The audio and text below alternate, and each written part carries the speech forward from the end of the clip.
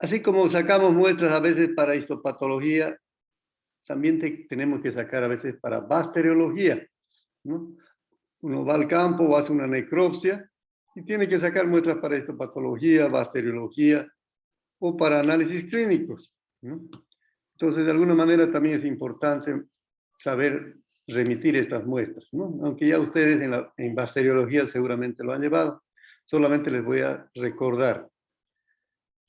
Entonces, el laboratorio de bacteriología va a indicar lo que observa microscópicamente, a veces se hacen cultivos directos de las muestras, coloraciones directas de las muestras, ¿no? Ahí podemos tener una idea de qué microorganismo es y posteriormente se procede a hacer los cultivos, ¿no? Donde se identifican mejor esas bacterias. Entonces, esto le va a permitir al clínico confirmar o rechazar un diagnóstico presuntivo que él tenía, ¿no?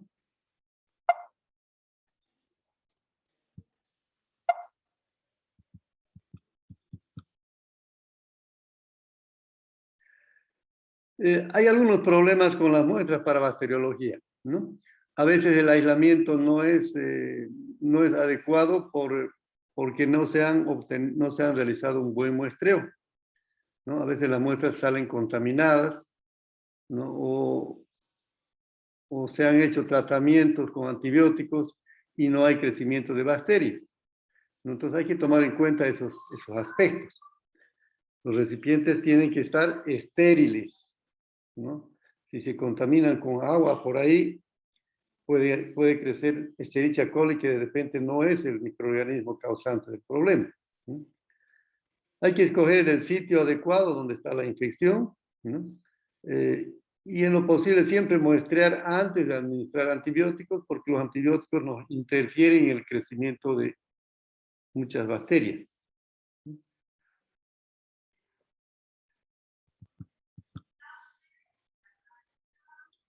En el caso de muestras para bacteriología, el tamaño debe ser un poquito mayor que para histopatología, ¿no?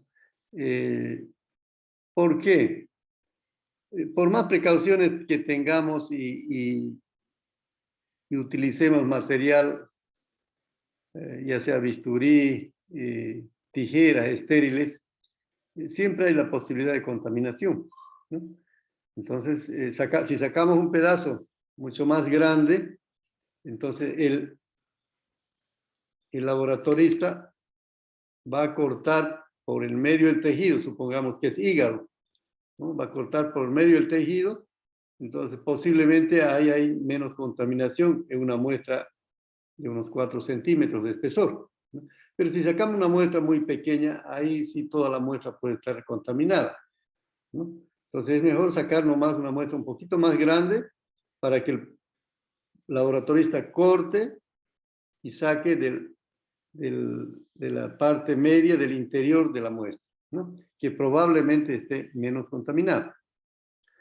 El envío debe ser lo más rápido posible al laboratorio, mandar siempre en refrigeración, ¿no? Y en un embalaje adecuado de manera que no haya filtraciones de líquido de la muestra, ¿no? Si vamos a mandar por flota, por correo, hay que mandar dentro de bolsas o frascos estériles, herméticamente cerrados, ¿no? Dentro de una conservadora y que no hayan filtraciones, ¿no? Y no olvidarse de mandar las fichas de remisión de muestras. Si es posible, puede mandar un poquito de la historia clínica, ¿no? Para guiar un poquito al bacteriólogo de qué bacterias podrían ser las causantes, ¿no? Entonces ya el bacteriólogo sembrará, si son, por ejemplo, coliformes, sembrará en Agarmás conkei, en SS, ¿no? Pero si son otras bacterias, tal vez va a necesitar agar sangre, agar nutritivo, etcétera, ¿no? Entonces, si es posible, o las sospechas de qué cosa, también se manda en la hoja de remisión de muestras, ¿no? Ya. ¿Alguna pregunta?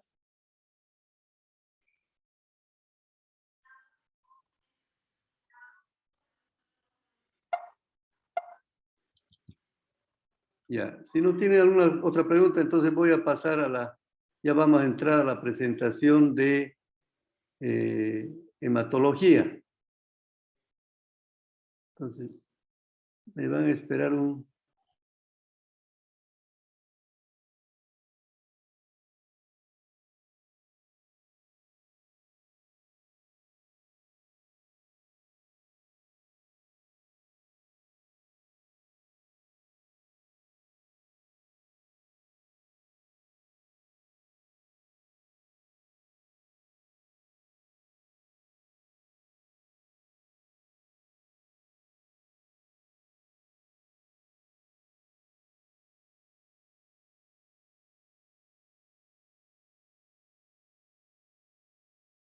Ya, ¿me están escuchando, Camacho?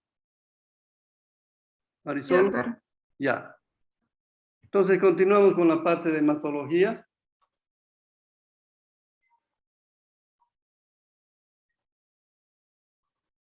Que es el capítulo, uno de los capítulos más importantes de la materia, el más largo, y que tiene ciertas dificultades en la interpretación, porque hay muchas variables, van a ver, pero que a su vez es uno de los más importantes, ¿no? Cuando el clínico no tiene idea de algo, lo primero que pide es un hemograma, y casi en cualquier situación, lo primero que pedimos o hacemos es un hemograma, ¿no? Inclusive para una vacunación necesitamos saber en qué estado se encuentra el animal para vacunarlo, ¿no? Entonces, un recordatorio simplemente de que la sangre es un tejido en realidad conjuntivo, con múltiples funciones, ¿no? Como transporte de calor, nutrientes, gases, muchos productos del metabolismo, agua, proteínas, grasas, células sanguíneas, hormonas, etcétera, ¿no? Algo que es importante entender como clínicos, que la sangre no es un tejido que está estático, no es como un vaso de agua, que ahí está estática el agua y listo. No, no, aquí se está constantemente circulando y cambiando en sus características. Y esos cambios son más notables en situaciones de enfermedad.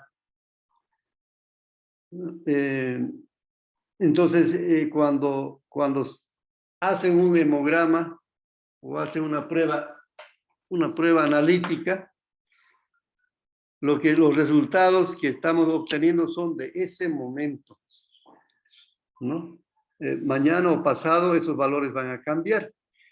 Y eso es a veces lo que no entiende el clínico, peor los propietarios de los animales, que vienen a recoger a veces los análisis después de un mes, 2 meses. Ya esos análisis ya perdieron su valor, ya no son confiables para hacer el tratamiento del animal, porque todo ha debido cambiar en ese animal, en ese organismo, ¿no? Ya, inclusive pueden cambiar en 24 horas.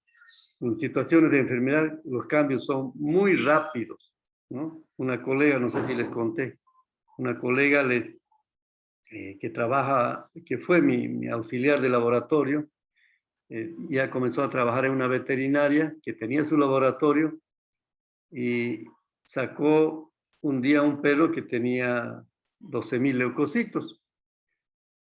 Y al día siguiente volvió el perro, le sacaron nuevamente muestra de sangre y estaba en 35.000.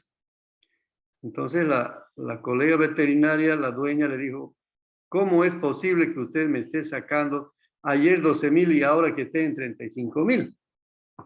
No puede ser esos cambios. No le creía, ¿no? Entonces ella me llama y me dice, doctora, este caso, y lo he repetido 2, 3 veces las muestras y el valor es el mismo. ¿Será que puede haber esos cambios? Claro que sí que pueden haber. En situaciones de enfermedad esos cambios son rápidos, ¿no? Por eso es que hay que evaluar a veces 1, 2 o 3 veces a un animal. A veces en el transcurso de pocos días van a cambiar esos resultados, ¿no? Igual cuando mandan, y eso nos ha ocurrido con mucha frecuencia, cuando mandan muestras a un laboratorio, ¿no? Y al día siguiente sacan al mismo animal, mandan a otro laboratorio y los valores no son exactamente iguales, ¿no? Y el clínico eso a veces no entiende, ¿no? Peor los propietarios de animales. Pero eso tiene su explicación porque la sangre, el organismo está en constante cambio. No estamos hablando de bloques de cemento, de piedras que están ahí y no cambian, no. Cuando estamos hablando de seres vivos, todo el organismo está cambiando, ¿no? Es como sacar una fotografía. La fotografía de este momento lo estoy viendo a Paniagua María con unos ojos celestes, ¿eh? Y mañana van a estar con unos ojos negros, ¿no? Cambia todo. Es una fotografía la que estoy sacando en ese momento del animal cuando estoy haciendo los análisis, que van a ser diferentes en otro momento, ¿no? Entonces, la sangre está compuesta en general, vamos a hablar de compuestos celulares, que es lo que vamos a hacer mayor énfasis en la parte de hemogramas. Un poco también vamos a ver el plasma, ¿no? Sí, el suero o plasma. Y en el plasma están disueltas pues agua, proteínas, sales minerales, orgánicas, inorgánicas, las hormonas, enzimas, etcétera, ¿no? A grosso modo, esa es la composición de la sangre.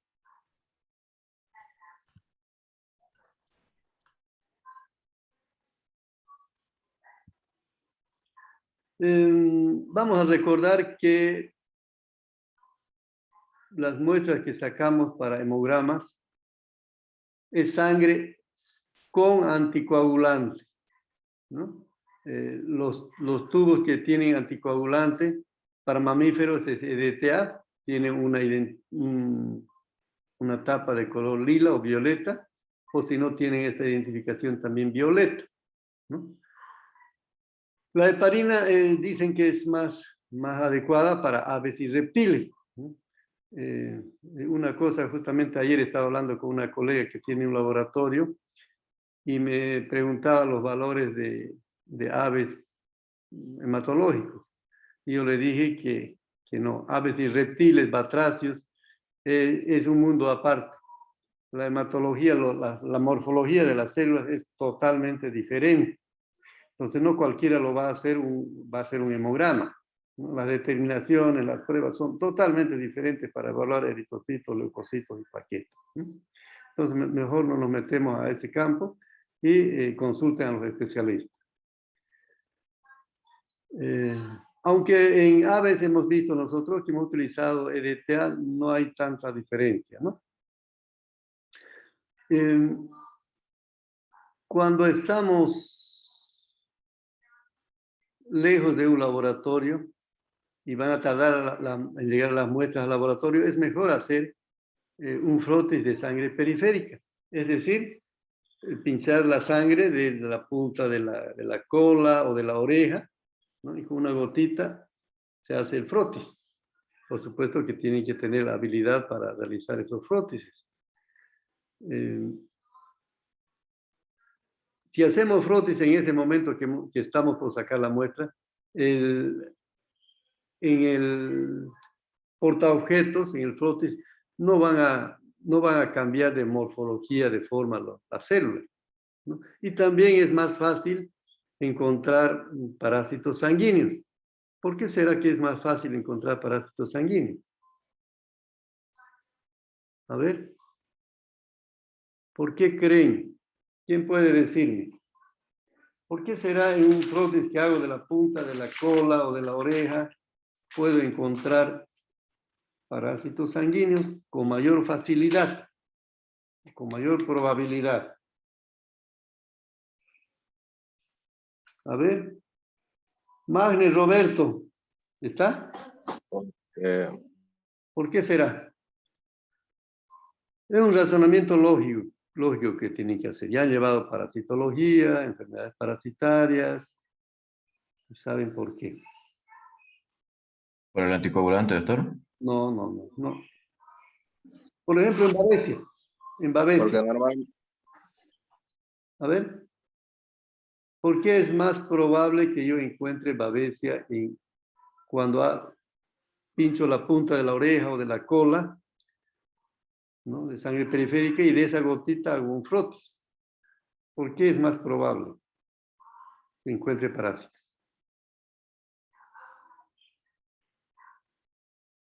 ¿Nada? Paz Yaneli. Paz Yaneli, ¿está? Sí, Paz. doctor. Eso, contesten, si no les pongo falta, niño. ¿Por qué será que hay más probabilidad de encontrar parásitos en esos casos?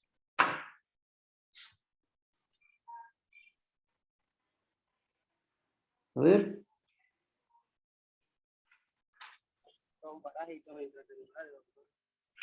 A ver, a Paz Yaneli primero. Si no puede, diga doctor, no sé. Así ganamos tiempo. Su micrófono está mal. A ver, Yanine. Segovia Yanine. No sabría decirlo, doctor. Ya, muy bien.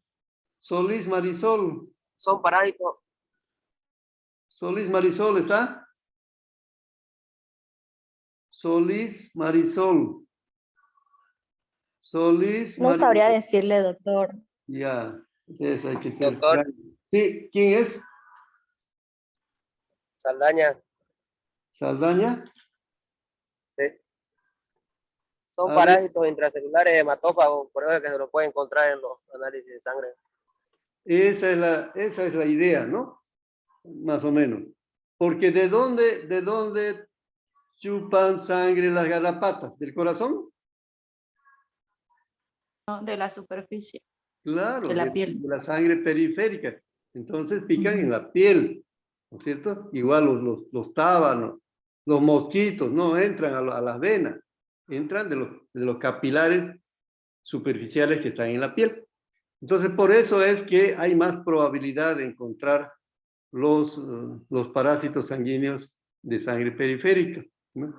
Porque, bueno, eso es lógico, ellos saben que para continuar con el ciclo evolutivo, los parásitos tienen que migrar hacia esas regiones, hacia la sangre periférica, ¿no? Para que sean succionados por los vectores, que pueden ser garrapatas, que pueden ser pulgas, piojos, etcétera, ¿no?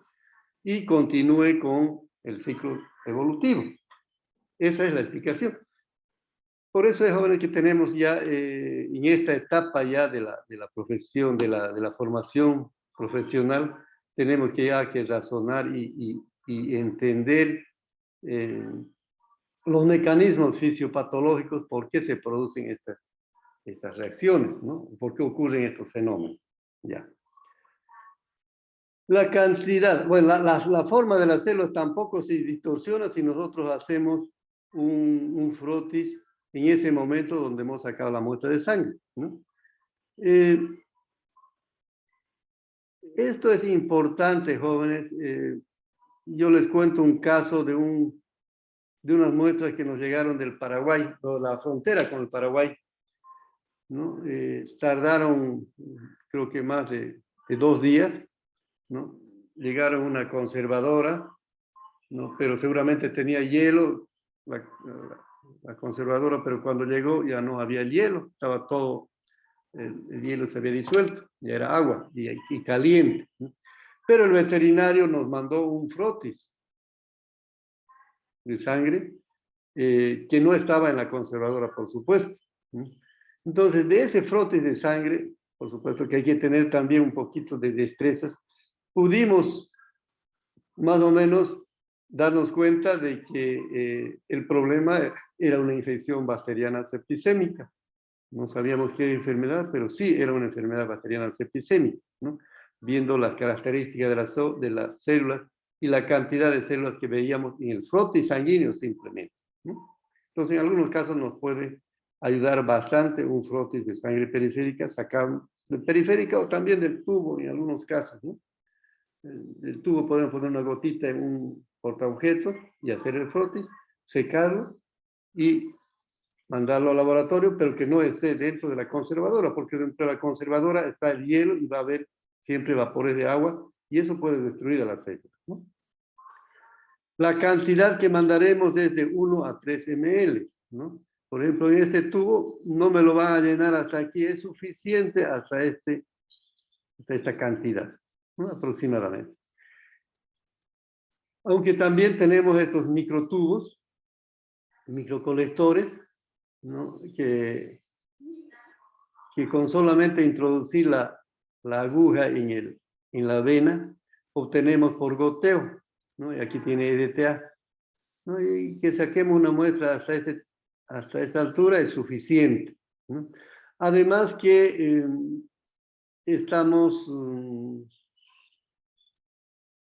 no estamos casi causando destrucción de las células, ¿no? Porque a veces cuando succionamos con la jeringa,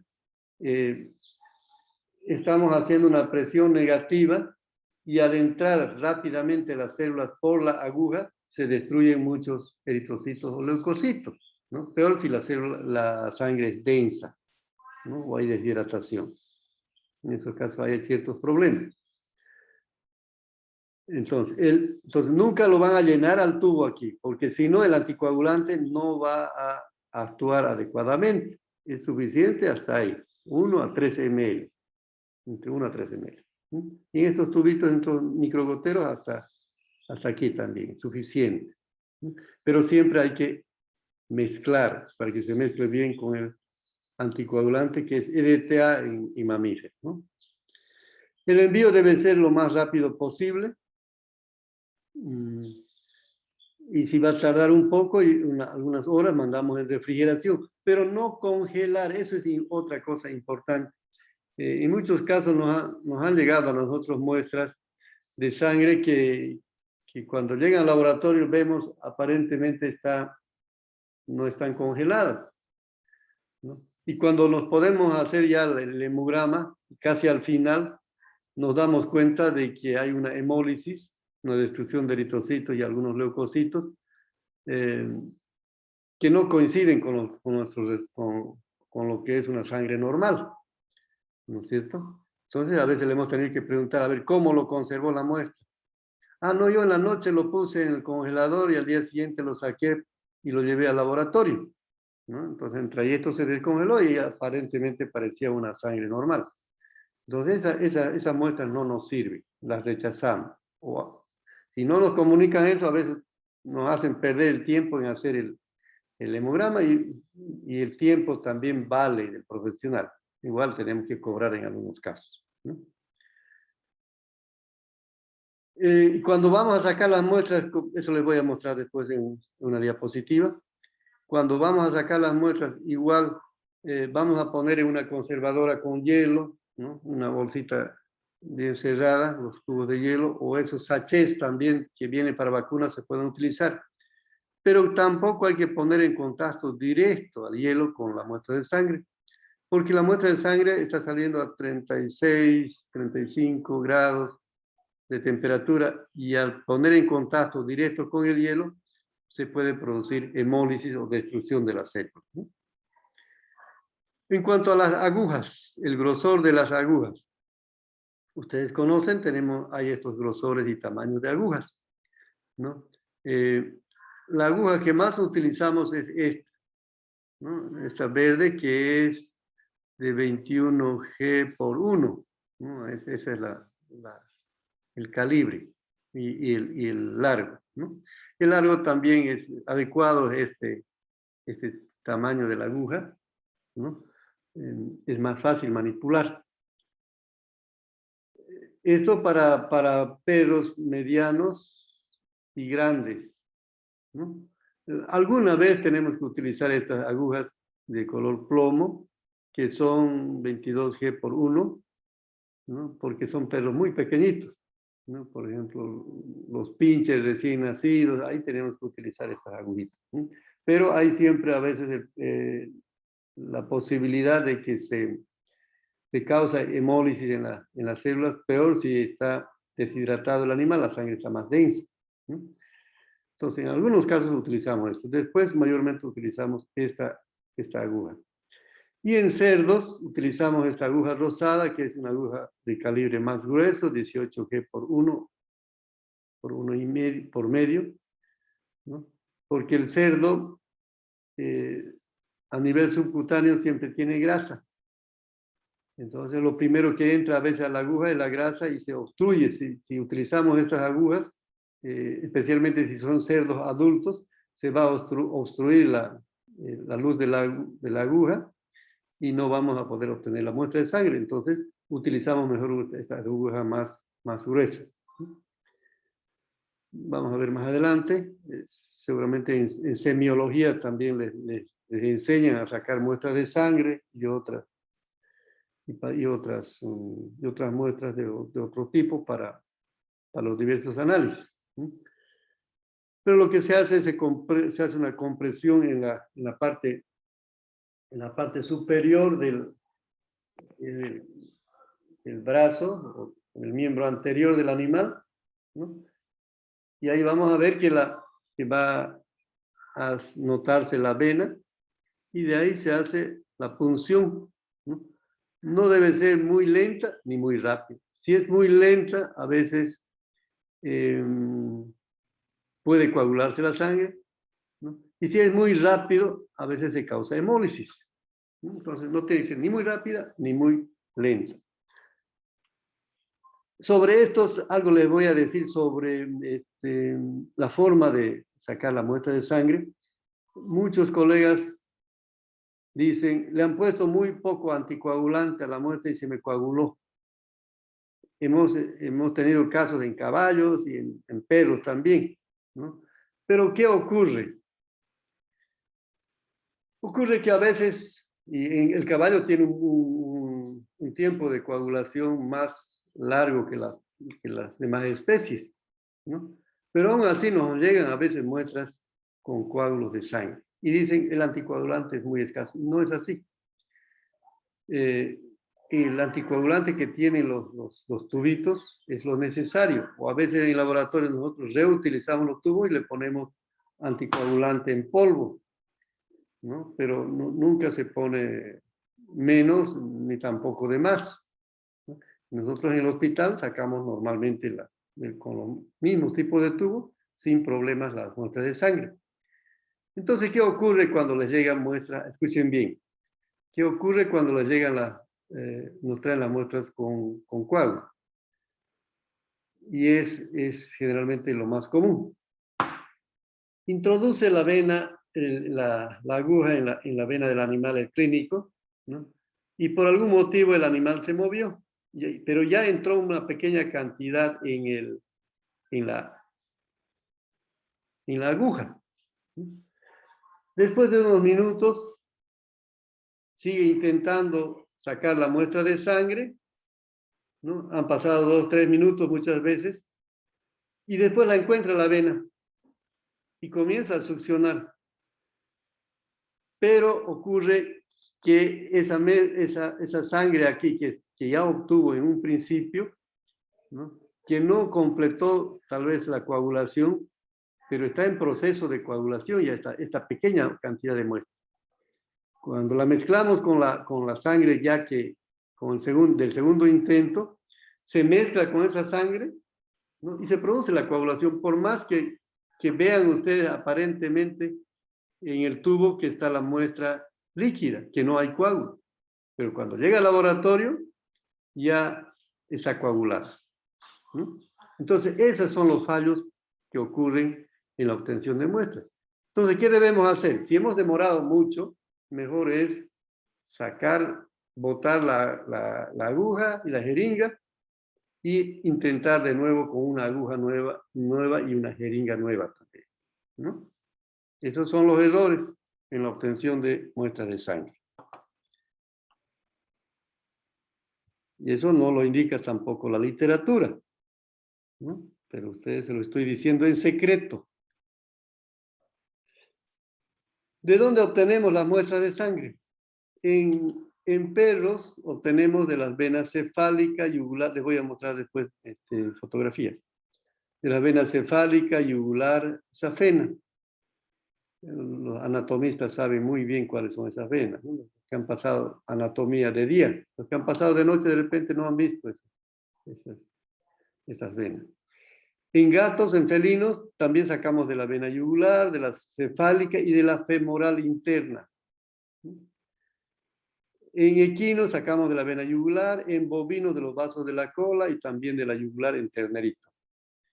Y en cerdos, es la especie que más cuesta sacar muestras de sangre, sacamos de la vena cava anterior, ya les voy a mostrar la fotografía, de los vasos de la cola, de la oreja,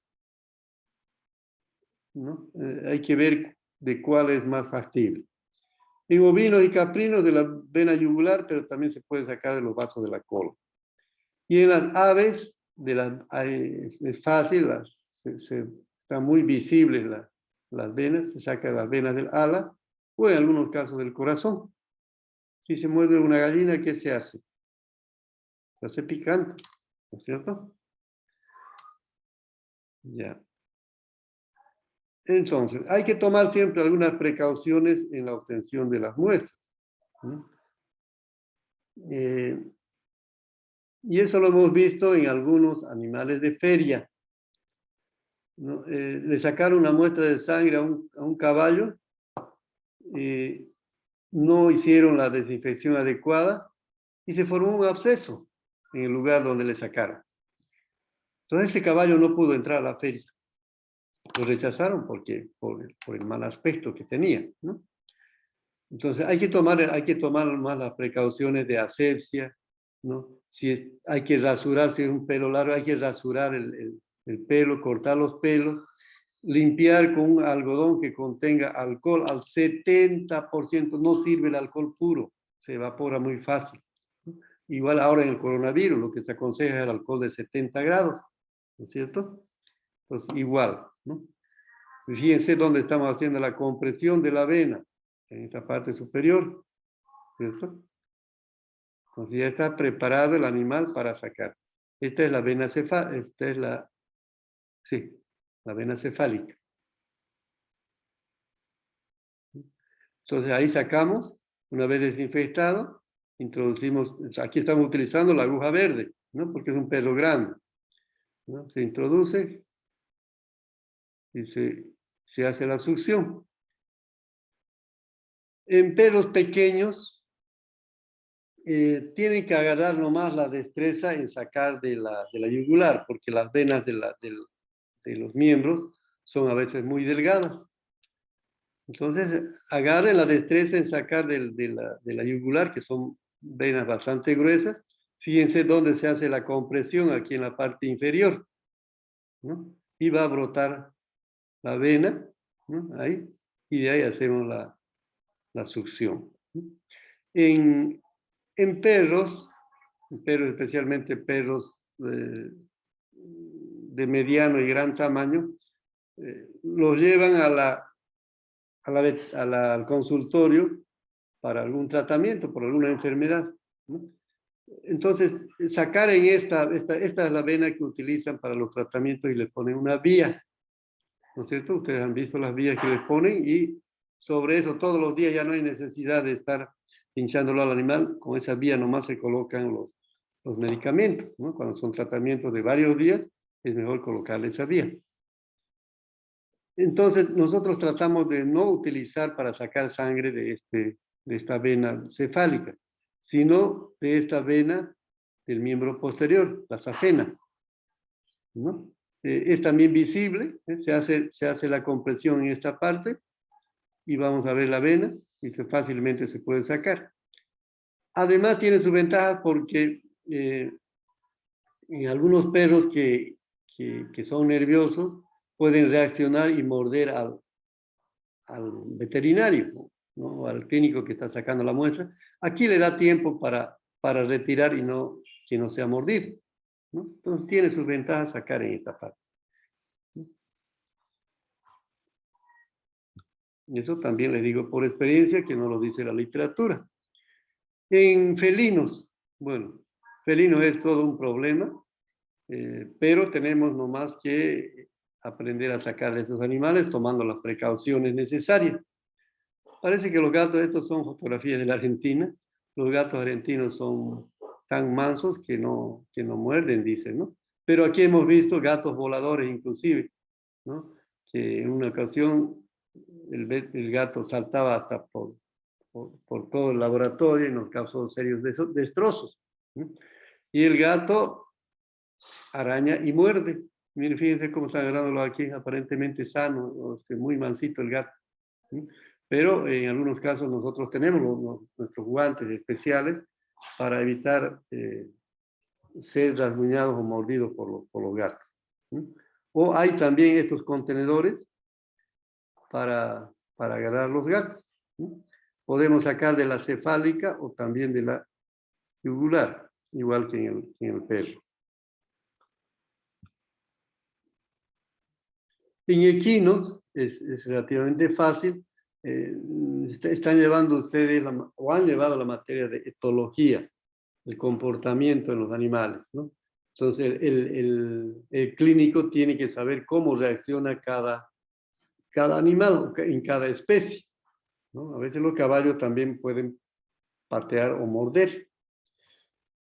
Entonces primero hay que ganarse la confianza, darle unas palmaditas en el lugar, ¿no? A veces engañarle con las palmaditas e introducir la aguja en este lugar, ¿no? La compresión está haciendo aquí abajo, entonces aquí va a brotar una vena bastante gruesa, el caballo es muy grueso, ¿no? Y obtenemos la muestra de sangre. En ovinos y caprinos también es fácil. En ovinos hay que rasurar la zona donde vamos a sacar, hay que cortar la lana, ¿no? Desinfectar, y también se puede obtener fácilmente de la yugular, en algunos casos también de la cola, ¿no? En bovinos y otras especies también podemos utilizar este método, que es el método Vacutainer. Seguramente lo han hecho o lo van a hacer ya han llevado la materia de semiología, ya han debido aprender a sacar estas muestras de sangre, ¿no? Entonces,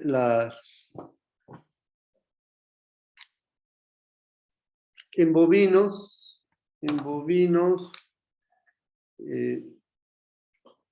en la cola no se ven las venas ni las arterias. Simplemente vamos a hacer vamos a indicarles que más o menos este dedo se parece a una cola, ¿no? Entonces, como les puedo mostrar. Yo voy a hacer la punción en la base de la cola, ¿no? Lo más cerca a la base de la cola, porque aquí las venas y arterias son más gruesas, ¿no? A medida que me voy alejando, los vasos son más delgados, ¿no? Entonces yo hago la punción en la parte media, generalmente es un canal. Si me espera un ratito, voy a abrir un marcador.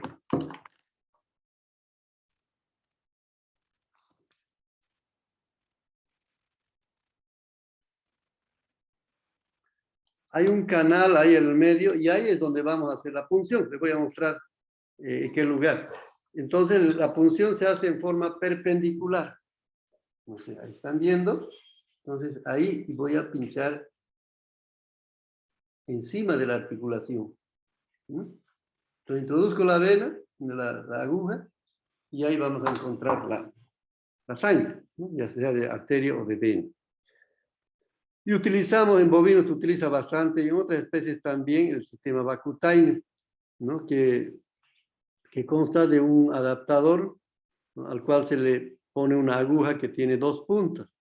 Una punta va a ir a la vena y la otra punta va a introducirse en el tubo, ¿no? Y este tubo está al vacío, se saca el aire con una jeringa del tubo y después, ya una vez que está introducida la aguja dentro de la vena, inmediatamente se empuja este tubo, ¿no? Y entra la sangre por diferencia de presión.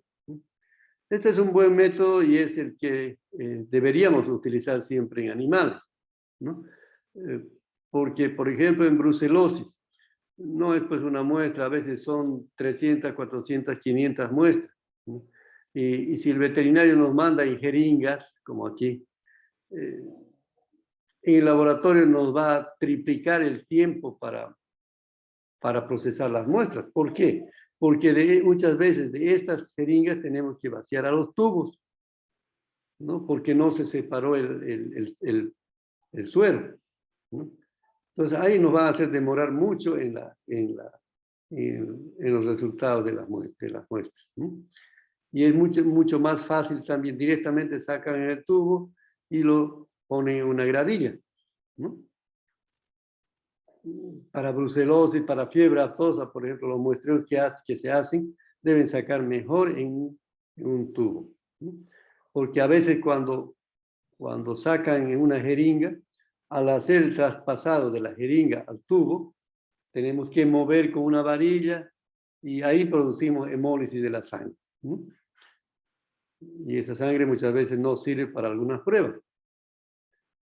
Entonces, mejor es utilizar este sistema Vacutainer, ¿no? Y también sacamos mucho más rápido por este método, ¿no? Pero muchos veterinarios, por el costo, tal vez que son algunos centavitos más caro comprar esta aguja, no quieren utilizar este sistema, sino que nos mandan en jeringas. Y ahí nos hacemos problemas en el laboratorio.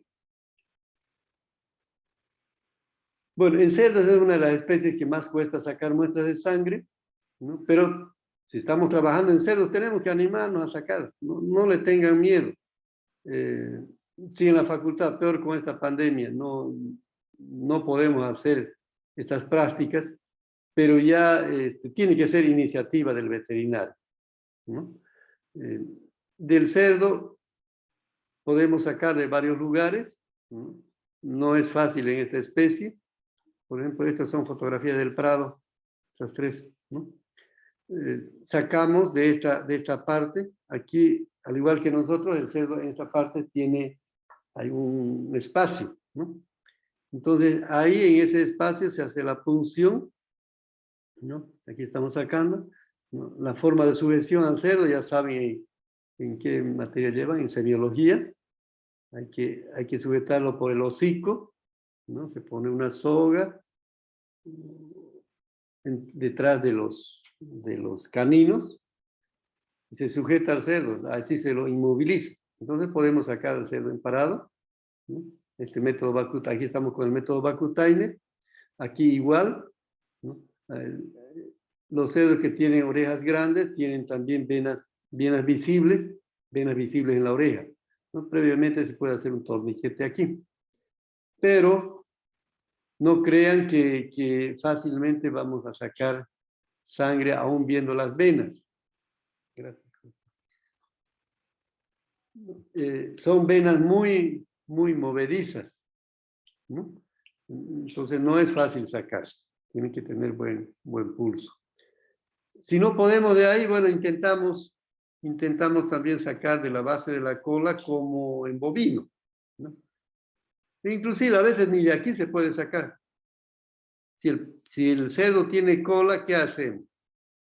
Depilamos la punta de la cola y hacemos un pequeño cortecito con hoja de bisturí y la sangre va a salir a chorros de esa vena y llenamos en el tubo. Esa es la última alternativa, por supuesto, ¿no? Pero de todas maneras, lo primero que intentamos es sacar de la cava anterior, después de la oreja, de aquí de la base de la cola y por último cortando un poquito el extremo de la cola, ¿no? Pero eso es cuestión de práctica, no es con un animal que van a obtener la muestra, ¿no? Cuando yo tenía 15, 20 alumnos en una de las clases de patología clínica, podíamos ir al Prado y hacer prácticas, pero lamentablemente ahora con 60, 70 alumnos es imposible hacer estas prácticas, ¿no? A mí tampoco me enseñaron a sacar muestras de sangre, ¿no? Y justamente yo fui a trabajar a un proyecto de cerdos. Entonces tuve nomás pues que desarrollar la habilidad. Eso también depende mucho de la voluntad de cada veterinario. A mí no me enseñaron a sacar muestras de sangre de ninguna especie, pero allá tuve que sacar muestras de sangre y desarrollé las habilidades, por supuesto, ¿no? En 300, 400, miles de cerdos que saqué, ¿no? Entonces, anímense ustedes. Si no les enseñamos en la facultad, pero por lo menos le estamos dando las pautas, están viendo la fotografía. Entonces, es cuestión de que se animen. Por supuesto que al comienzo van a tener algunas dificultades, pero después ya van a ser más prácticos. Ya, eso en cerdos adultos. En cerdos jóvenes es mucho más fácil. Esto sacamos del Prado, ¿no? Estas son fotografías de internet. Los cerdos pequeños no tienen mucha grasa. Entonces podemos sacar con las agujas Vacutainer también, ¿no? Antes venían estas agujas de color amarillo que eran un poquito más gruesas que las agujas color verde. ¿Ve? Aquí estamos utilizando las agujas amarillas en cerdo, ¿no? Porque eran un poquito más grandes, pero ahora no vienen esas agujas. Entonces lo que estamos utilizando nosotros es la aguja color rosado para sacar de aquí con una jeringa, porque esas agujas no hay mayormente con el sistema Vacutainer, pero hay las agujas gruesas de color rosado para poner adosar a una jeringa. Entonces en cerdos, en lechones es mucho más fácil, lo ponemos de cúbito dorsal, ¿no? Introducimos aquí el adaptador y luego metemos el tubo y relativamente con facilidad se saca la muestra de sangre. Por supuesto que también tienen que desarrollar destrezas, habilidades, ¿no? Bueno, creo que aquí estamos mostrando mejor.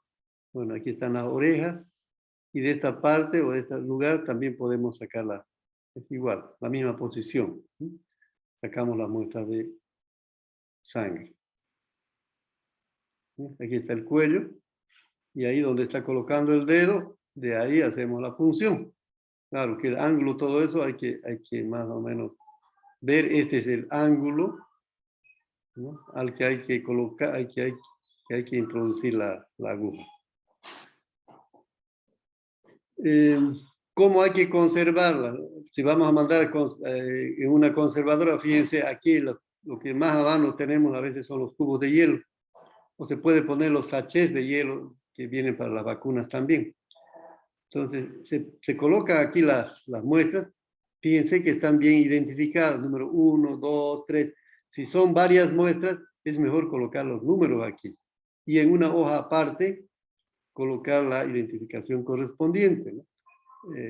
Ocurre que a veces, en bovinos especialmente, y en perros también, ¿no? Tienen nombres o números muy largos. Entonces, esos números largos o nombres largos, mejor los colocamos en una hoja de papel, ¿no? Y aquí el número 1, por ejemplo, el número 1 corresponde a Bobby. Número 1 ponemos aquí en la hoja, Bobby. El número 2 es de un toro, Serafín, ¿no? Pero el número 2 también está aquí en el tubo. Entonces, no vamos a poner el nombre Serafín aquí en el tubo, porque si llega al laboratorio no le van a entender el nombre y pueden haber errores ahí en la identificación en los resultados, ¿no? Entonces, de preferencia, si vamos a mandar más de una muestra, mejor es poner números correlativos aquí. Si voy a sacar 400 muestras de 1 a 400, ¿no? Y en una hoja de papel, poner el número 1 corresponde a tal, el 2, el 3, el 90, el 100 corresponde a la vaca 441-05, porque hay números en realidad así. Yo le estoy hablando de situaciones reales, ¿no? En las estancias, a veces colocan identificaciones tan largas, LJB 4520,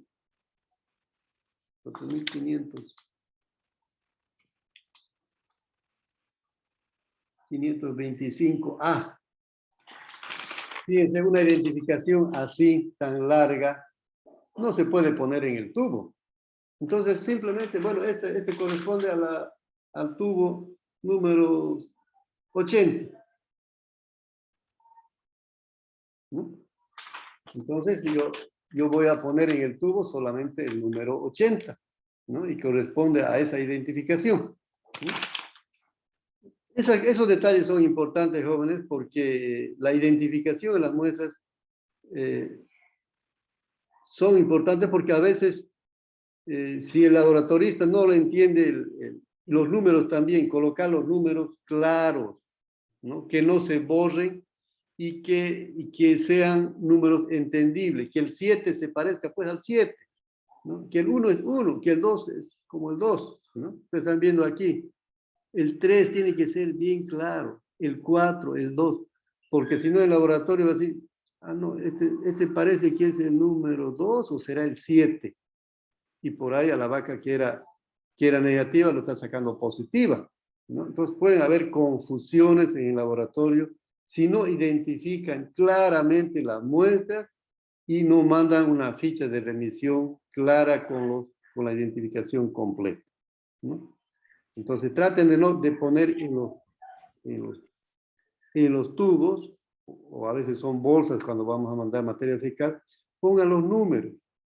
Y en una hoja de papel, la identificación ya completa de ese animal o los animales, ¿ya? Vuelta, estamos recalcando, no congelar, no congelamos estas muestras, ¿ya? ¿Alguna pregunta? Doctor, una preguntita. Sí. ¿Cada cuánto tiempo se debe cambiar la vía en el caso del perro y gato? ¿No es que nos dijo que tienen como vías de entrada para sacar muestras? ¿Cada cuánto tiempo se tienen que cambiar de vía o cuánto tiempo máximo? En el caso del perro o el gato.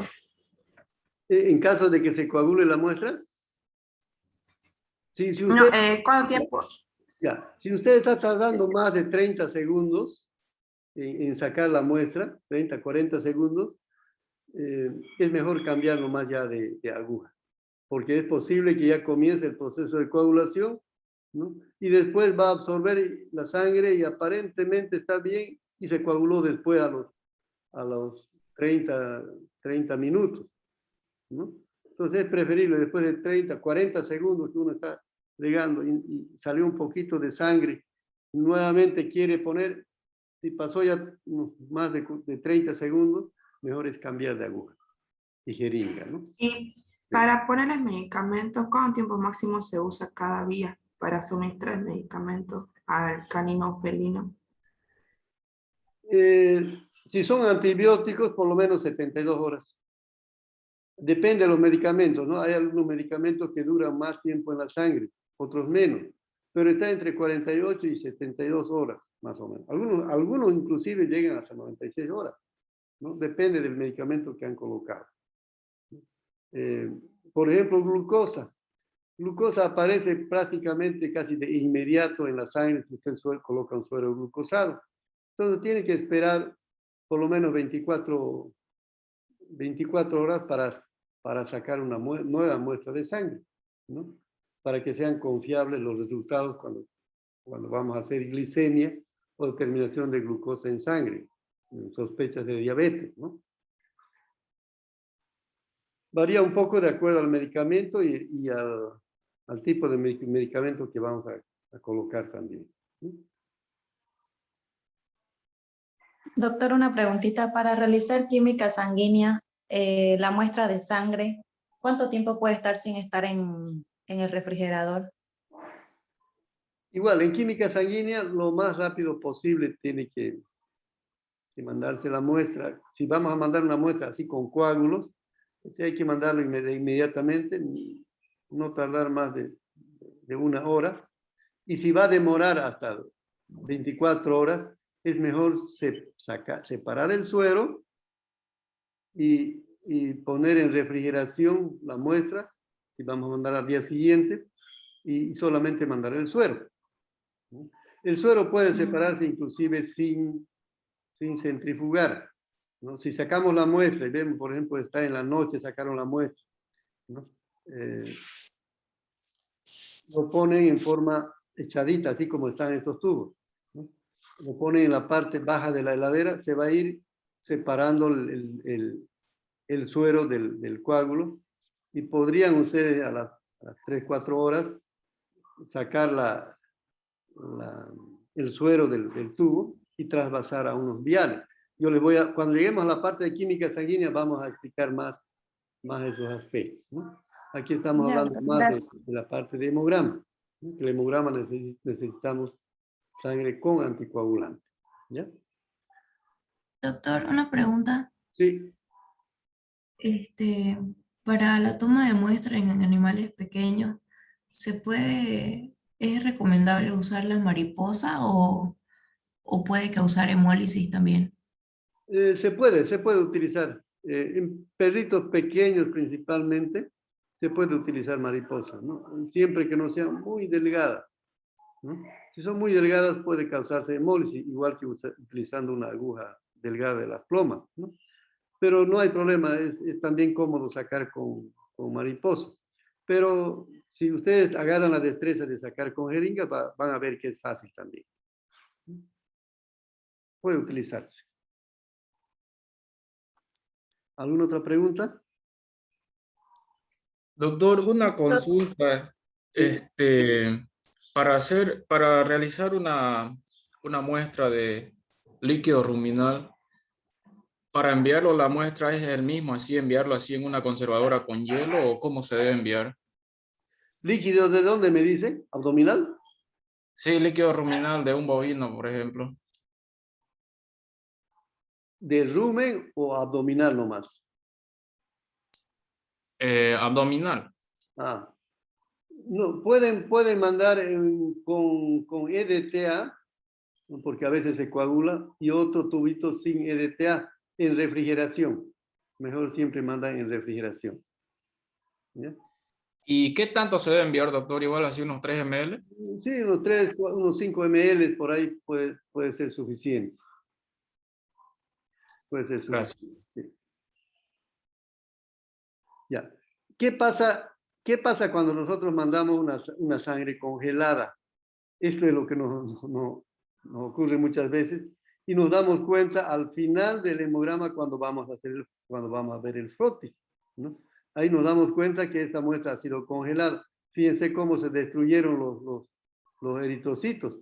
No se notan absolutamente los eritrocitos, no vamos a ver los parásitos sanguíneos y algunas células, los leucocitos ya se deforman. Algunos aparecen aparentemente normales, pero otros se deforman, ¿no? Entonces, ese es el problema cuando mandamos sangre congelada para hemograma. No sirven esas muestras, ¿no? No tienen que congelarse, en refrigeración simplemente. Y no se olviden siempre mandar las muestras con la ficha de remisión, ¿no? A veces tienen que indicar en esa ficha qué es lo que quieren, ¿no? Porque en el hemograma a veces nosotros lo incluimos fibrinógeno. Vamos a ver para qué sirve. O sospechan de tripanosomas. Ahora los problemas de tripanosomas vamos a llegar a esa parte, ¿no? Se están incrementando esos problemas e inclusive en cachorros hemos visto tripanosoma cruzi que no es frecuente observar, pero ya tenemos unos 5 casos, ¿no? Entonces, si sospechan de tripanosoma, nosotros hacemos ya la prueba de concentración por microhematocrito. Entonces, que digan parasitemia, entonces ya vamos a hacer para tripanosomas o microfilarias, vamos a hacer la prueba de concentración, ¿no? Entonces, aparte del hemograma normal, deben indicarnos qué cosa más quieren que les hagamos de esa muestra de sangre, ¿no? En forma clara, de acuerdo a la historia clínica, a los signos clínicos que presenta el animal. Ya. Ya, ahora sí, ajustense bien los cinturones que entramos ya a la parte más, ya al meollo del problema, ¿no? Que es la interpretación de hemogramas, ¿no?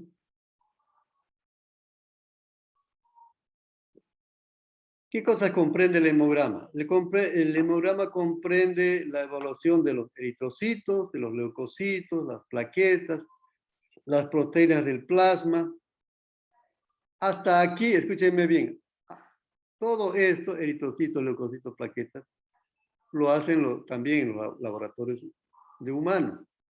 Pero no determinan las proteínas, nosotros sí determinamos. Esa es la diferencia con los laboratorios humanos, ¿no? Porque muchos colegas veterinarios están mandando a los laboratorios humanos por las facilidades que les dan de recoger las muestras en su consultorio, de darle los resultados e inclusive darles el diagnóstico, ¿no? Pero yo creo que lo están agarrando de sorpresa al veterinario, porque esos laboratorios humanos no están habituados ni conocen muy bien la morfología de las células ni los parásitos que hay en animales, ¿no? Ellos conocerán los problemas que hay en humanos. Y las alteraciones que vemos en las células humanas no son tantas como las que vemos en los animales, ¿no? Pero a veces yo he visto en el caso de un colega que mandó una muestra a un laboratorio humano, había anemia, ya como escucharon decir que hay anababesia, babesiosis le ponen, ¿no? Y dicen, no, mejor pues yo mando nomás al laboratorio humano porque allá me está dando el diagnóstico. Pero a veces pueden estar cometiendo graves errores. Y eso lo está obligando al veterinario, al clínico, a no pensar, a no razonar, no relacionar con la historia clínica y el examen físico para dar un diagnóstico, ¿no? Los laboratorios de humanos no lo están viendo al animal, no han hecho el examen físico, no han tomado la historia clínica. Entonces, no pueden ellos dar un diagnóstico a través simplemente de un hemograma.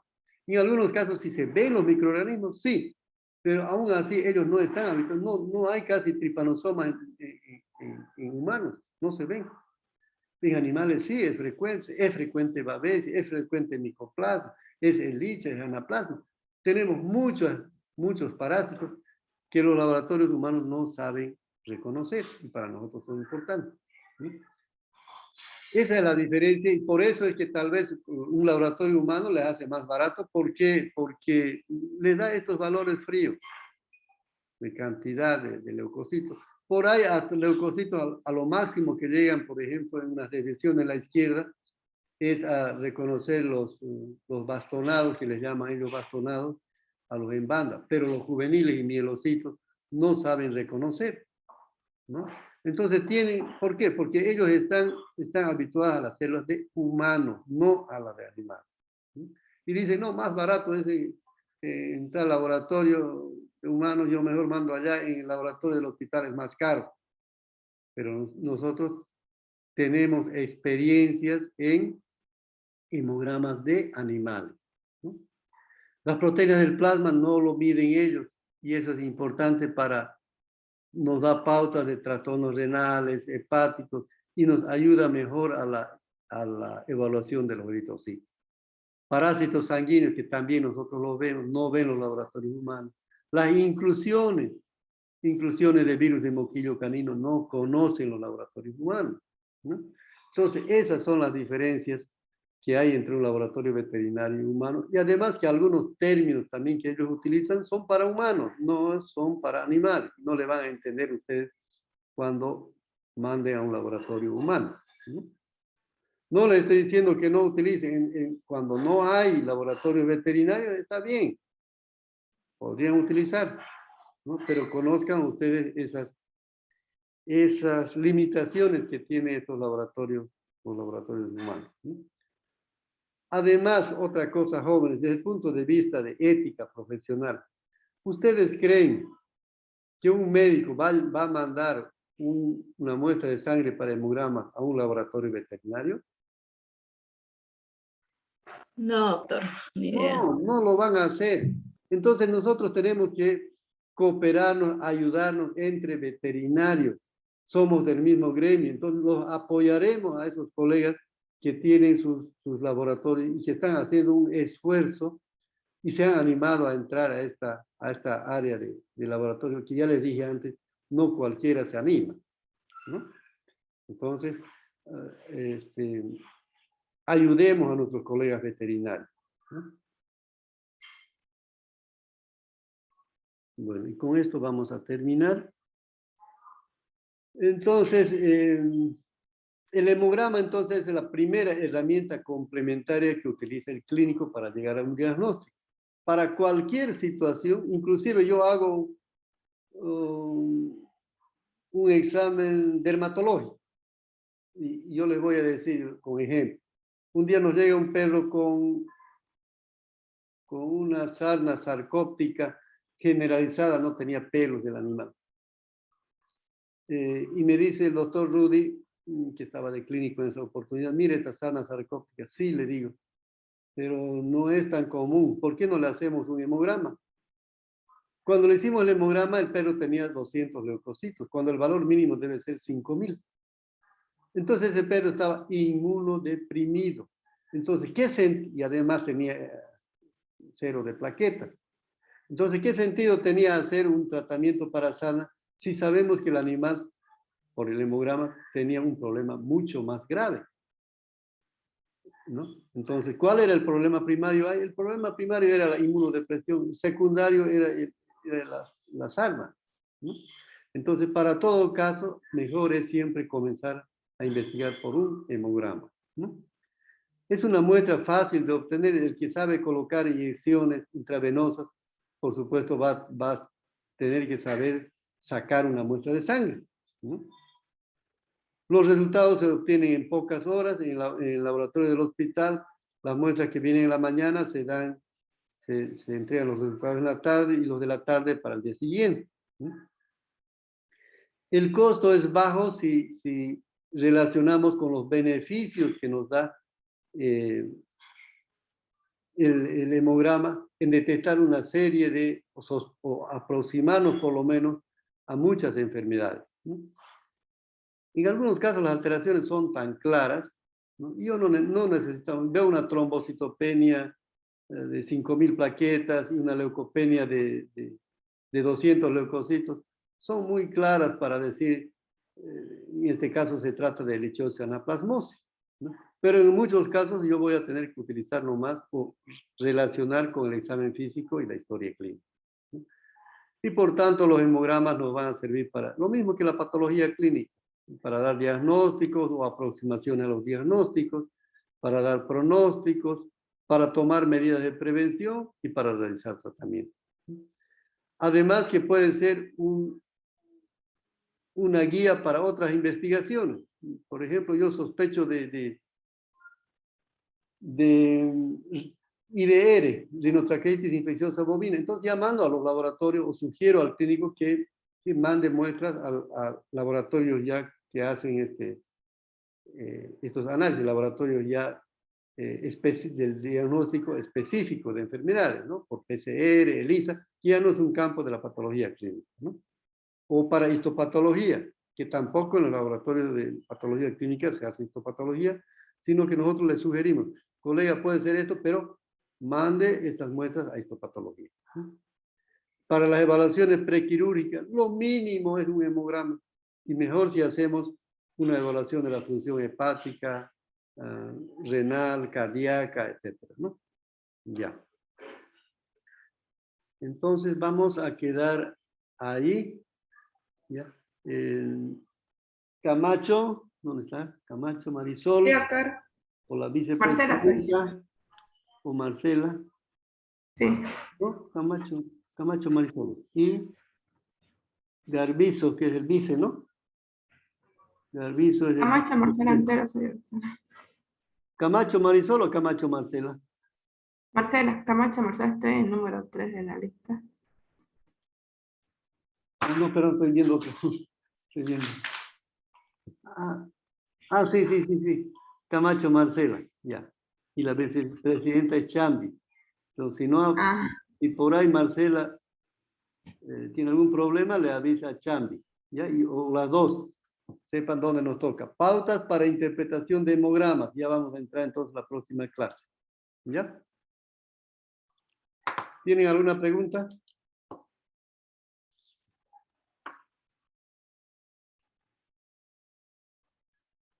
Doctor, luego nos vas a enseñar lo que es desviación a la derecha y a la izquierda. Escuché en muchas ocasiones. Estamos empezando recién la parte de hemogramas. No, es Ya, doctor, es que escucho eso. No. Este es el inicio simplemente de la parte de hemograma. Ya vamos a ir introduciéndonos poco a poco en eso. ¿Ya? No Doctor, mi compañera está emocionada No, vamos a entrar por aprender. Sí. Este es el capítulo más largo, casi nos va a llevar la mitad del semestre, ya les dije eso, ¿no? Entonces nos vamos a detener bastante en este capítulo, vamos a hacer las prácticas, jóvenes, y eso es lo que quiero recalcar. Las prácticas van a ser, de acuerdo a la cantidad de alumnos que tengo, es imposible, ya he visto que es imposible hacer prácticas en laboratorio. Pero creo que de mayor utilidad para ustedes, por lo que yo estoy viendo también en el medio, es la interpretación de los resultados del laboratorio, ¿no? Que con un hemograma ustedes pueden decir es una enfermedad bacteriana, vírica, parasitaria, es un estado alérgico, etc. Eso es más importante que por lo pronto que hacer la parte mecánica del recuento de eritrocitos, leucocitos, plaquetas, todo eso, ¿no? Ya les dije que la mayoría de ustedes van a ser clínico, entonces vamos a hacer énfasis en la interpretación. Y la parte práctica aquí, durante este semestre, va a ser interpretación de resultados. Ya el que quiera, ya les vuelvo a repetir, el que quiera hacer o dedicarse al laboratorio, va a tener oportunidad en el 10º semestre de hacer prácticas en los laboratorios donde van a desarrollar ya esas habilidades, pueden desarrollar, ¿no? Y también, por ejemplo, aquí tengo un alumno que es de trabajo dirigido, que es Llave, bueno, Carlos Llave, ¿no? Él está haciendo prácticas en un laboratorio, pero también está nuevamente asistiendo a mis clases, porque creo que inclusive en las clases no es suficiente para que entiendan todo lo que es interpretación, ¿no? Entonces yo he visto que es conveniente que nuevamente asistan a mis clases, ¿no? Y él, por supuesto, está desarrollando ya la parte mecánica de hacer las pruebas, por supuesto, viendo también al microscopio muchas alteraciones, ¿no? Bien, jóvenes. Entonces nos veríamos la próxima clase. Entonces las clases grabadas de ayer y de hoy día les paso más tarde. Voy a pasar a su compañera, ¿ya? Ya, doctor, muchas gracias. Hasta luego. Ya. Muy bien, jóvenes. Nos vemos. Gracias, doctor. Gracias, doctor. Hasta luego. Hasta luego, jóvenes. Hasta luego, señoritas. Hasta luego, doctor. Hasta luego, hasta luego.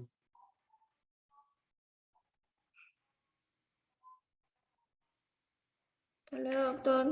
Hasta luego, buenas- hasta luego, hasta luego. Hasta luego. Las voy a tener que conocer en forma presencial en los exámenes. Eso sí, los exámenes van a ser presenciales. Doctor, Doctor, Sí, doctor, disculpe, no le quise interrumpir al principio otra vez. La materia yo la tengo inscrita de un principio y yo también asistí de la primera clase. Ayer nomás no pude decir mi nombre porque estaba mi teléfono mal. ¿qué se llama? Doctor Rojas Francisco Jesús. doctor, yo tengo el mismo problema igual. Ya la adicioné la materia y voy pasando clases del segundo día de clase. Y por no molestarlo, también no le dije el nombre, digamos. Un ratito, a ver, un ratito. Sí, sí. A ver, tu nombre paterno. Seguramente voy a revisar ahora las listas que han adicionado también ayer. Ya, doctor, pero ¿Cómo se llama? Nombre paterno. Apellido paterno. Soto. ¿Ah? Soto. Soto. Roja. No. Su apellido paterno, de su papá. Soto. Soto. Doctor. Su primer nombre. Francisco. Soto Francisco. ¿El otro?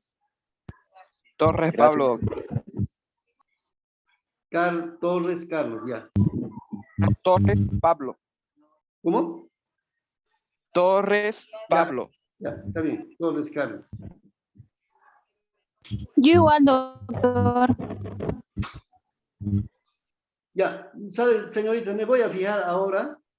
Más tarde me voy a fijar porque ya deben estar en el CPD ustedes registrados. Me voy a fijar todo lo que han adicionado, ¿ya? Lo voy a pasar a mi lista.